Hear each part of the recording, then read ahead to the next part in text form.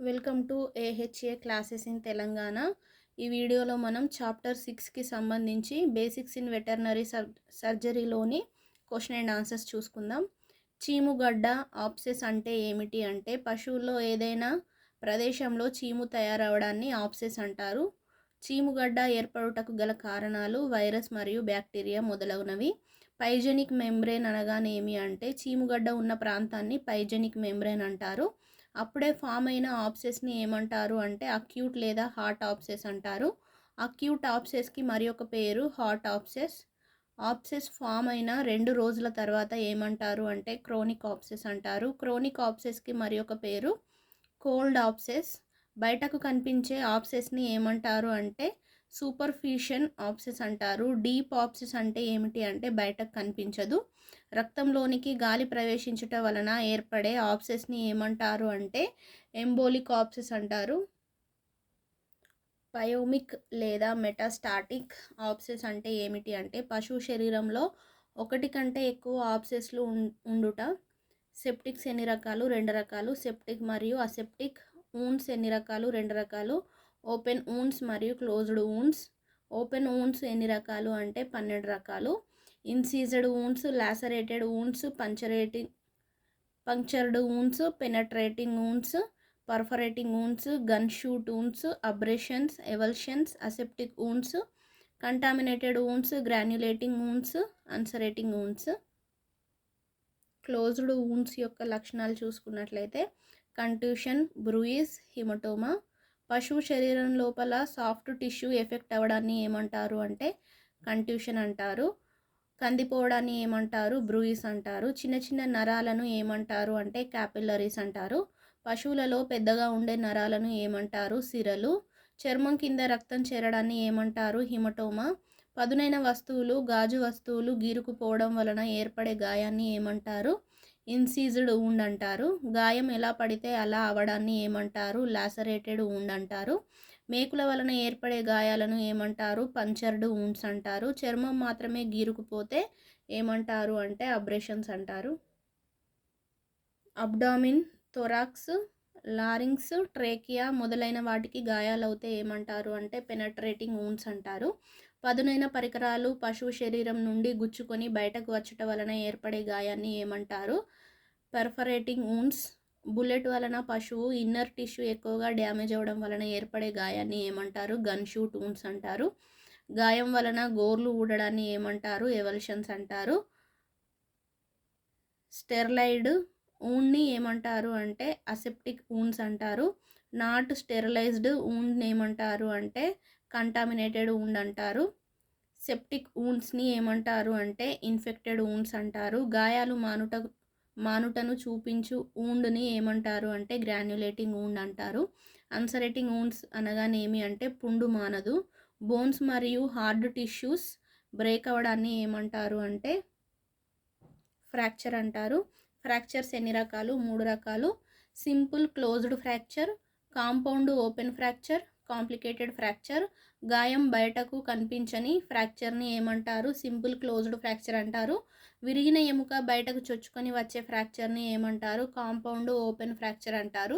ఎముకలు విరిగి రక్తనాళాలు పగులుటను ఏ ఫ్రాక్చర్ అంటారు? కాంప్లికేటెడ్ ఫ్రాక్చర్ అంటారు. ఎముక విరిగి మెలితిరుగు ఫ్రాక్చర్ని ఏమంటారు? టార్షన్ ఫ్రాక్చర్ అంటారు.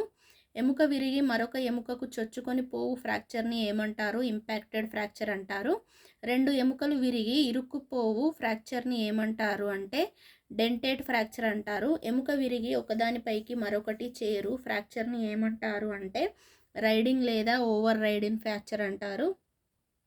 ఎముక విరిగి దూరం జరుగు ఫ్రాక్చర్ని ఏమంటారు? డిస్ట్రాక్టెడ్ ఫ్రాక్చర్ అంటారు. ఎముక విరుగుట వలన పశువు కాలు పొడవు తగ్గుటను ఏ ఫ్రాక్చర్ అంటారు అంటే కంప్రెషన్ ఫ్రాక్చర్ అంటారు. పుర్రె ఎముకలలో మార్పులు జరిగితే ఆ ఫ్రాక్చర్ని ఏమంటారు అంటే డిప్రెస్డ్ ఫ్రాక్చర్ అంటారు. రేడియస్ రత్ని బోన్ యొక్క చివరి భాగం విరుగుట వలన ఏర్పడే ఫ్రాక్చర్ని ఏమంటారు? కొలేస్ ఫ్రాక్చర్ అంటారు. ఎముకలలో కాల్షియం తగ్గిపోయి ఎముకలు విరుగుట వలన ఏర్పడే ఫ్రాక్చర్ని ఏమంటారు? పాథలాజికల్ స్పాంటేనియస్ లేదా సెకండరీ ఫ్రాక్చర్ అంటారు. పిండంగా పశువు కడుపులో ఉన్నప్పుడే పిండం యొక్క ఎముకలు విరుగుట వలన ఏర్పడే ఫ్రాక్చర్ని ఏమంటారు? కంజెనిటల్ లేదా ఇంట్రాయురెటైన్ ఫ్రాక్చర్ అంటారు. ఎముక అడ్డంగా విరుగుట వలన ఏర్పడే ఫ్రాక్చర్ని ఏమంటారు? ట్రాన్స్వర్స్ ఫ్రాక్చర్ అంటారు. ఎముక నిలువుగా విరుగుట వలన ఏర్పడే ఫ్రాక్చర్ని ఏమంటారు? లాంగిట్యూడినల్ ఫ్రాక్చర్ అంటారు.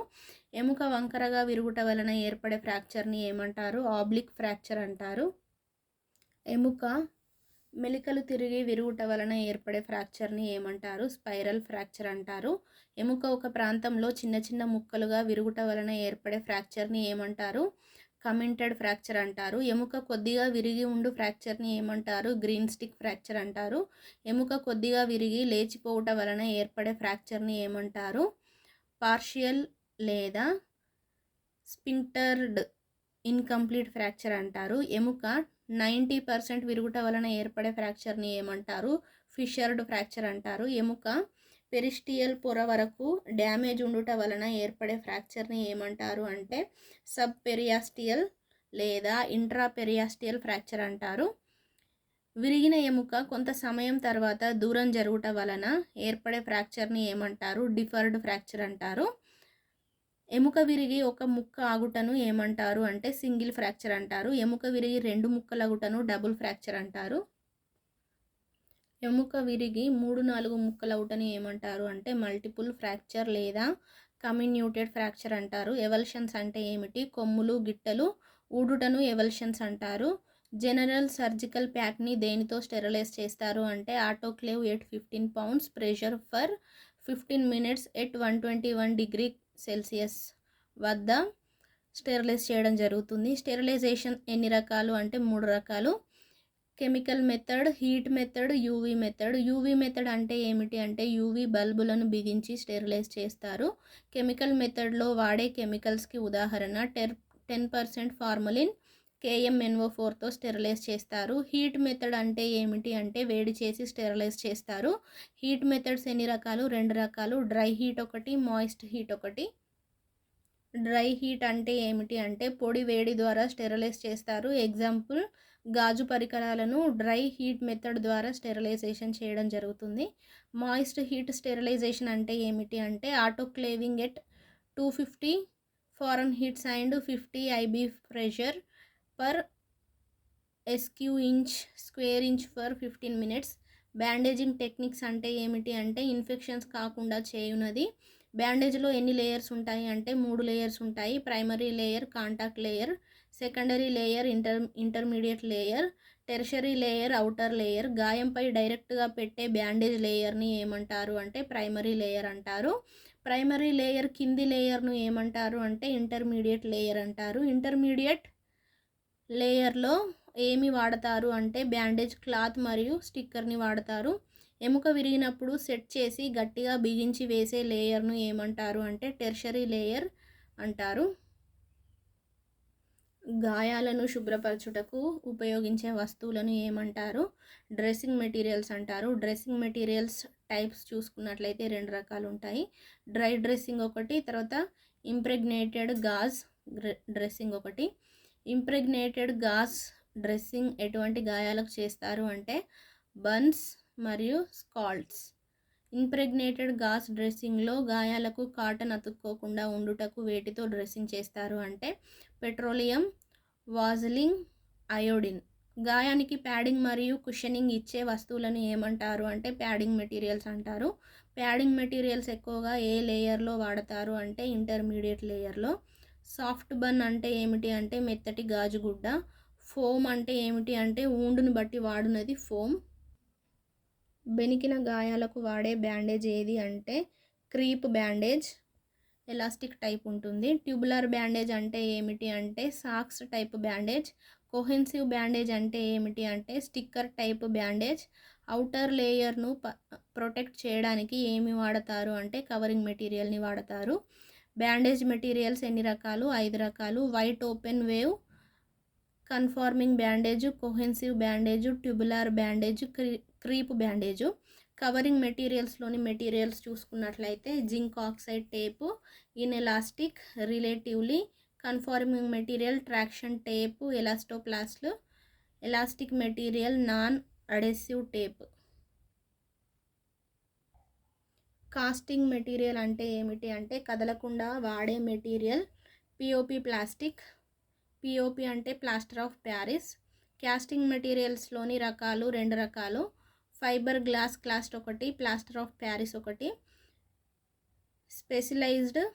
స్పెషలైజ్డ్ బ్యాండేజ్ టెక్నిక్స్ ఏవి అంటే ఎహ్మర్ స్లింగ్స్ ఒకటి, వెల్ప్ స్లింగ్ ఒకటి, రాబర్ట్ జోన్స్ ఒకటి. వెనుక కాళ్ళకు వేసే బ్యాండేజ్ను ఏమంటారు అంటే ఎహ్మర్ స్లింగ్స్ బ్యాండేజ్ అంటారు. ముందు కాళ్ళకు వేసే బ్యాండేజ్ను ఏమంటారు అంటే వెల్ప్ స్లింగ్ బ్యాండేజ్ అంటారు. చిన్న మరియు పెద్ద ఫ్రాక్చర్స్కి వేసే బ్యాండేజ్ని రాబర్ట్ జోన్స్ బ్యాండేజ్ అంటారు. నెమరువేయు జంతువులలో క్యాస్ట్రేషన్ ఎన్ని రకాలు? 3 రకాలు. బ్లడ్లెస్ క్యాస్ట్రేషన్ ఒకటి, బైలాటరల్ ఆర్కియోడాక్టమీ సర్జికల్ మెథడ్ అది. ఫార్మకోలాజికల్ క్యాస్ట్రేషన్ ఒకటి. మగ పశువులలో వృషణములను తొలగించు ప్రక్రియను ఏమంటారు అంటే క్యాస్ట్రేషన్ అంటారు. బ్లడ్లెస్ క్యాస్ట్రేషన్ ఎన్ని రకాలు? 2 రకాలు. యూజింగ్ ఎలాస్టిక్ బ్యాండ్స్ ఒకటి, బోర్డిజో కస్ట్రేటర్ ఒకటి. ఎక్కువగా వాడుకలో ఉన్న క్యాస్ట్రేషన్ మెథడ్ ఏది అంటే Burdizzo method. Rubber rings method in castration వేటికి చేస్తారు అంటే చిన్న దూడలకు.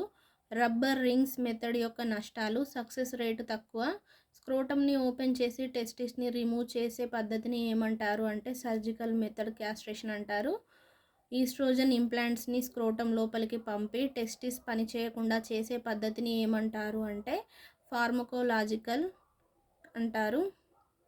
ప్రీ ఆపరేటివ్ అంటే ఏమిటి అంటే ఆపరేషన్కి ముందు. పోస్ట్ ఆపరేటివ్ అంటే ఏమిటి అంటే ఆపరేషన్ తర్వాత. ప్రీ ఆపరేటివ్లోని అంశాలు చూసుకున్నట్లయితే 8 to 12 అవర్స్ ముందు నుండి ఆహారం పెట్టకూడదు. History taking, physical condition, operation theatre sterilisation, preparation of surgical pack. Surgery ప్రాంతాన్ని ప్రిపేర్ చేయుట. పోస్ట్ ఆపరేటివ్ చేసే విధానంలోని అంశాలు చూసుకున్నట్లయితే కంఫర్టబుల్ పొజిషన్లో ఉంచాలి. ఎన్విరాన్మెంట్కి తగిన టెంపరేచర్ కల్పించడం. ఫుడ్ ఇవ్వకూడదు కొద్దిసేపు. టెంపరేచర్, పల్స్, రెస్పిరేషన్ చెక్ చేయాలి. చేసిన అసెప్టిక్ వూండ్ తగ్గుటకు యాంటీబయోటిక్స్ లాంటివి వాడాలి. ఈ వీడియోలో మనం చాప్టర్ 6 బేసిక్స్ ఇన్ సర్జరీకి సంబంధించి క్వశ్చన్ అండ్ ఆన్సర్స్ అనేవి చూసుకున్నాం. నెక్స్ట్ వీడియోలో మనం 7th చాప్టర్ డిస్కస్ చేసుకుందాం.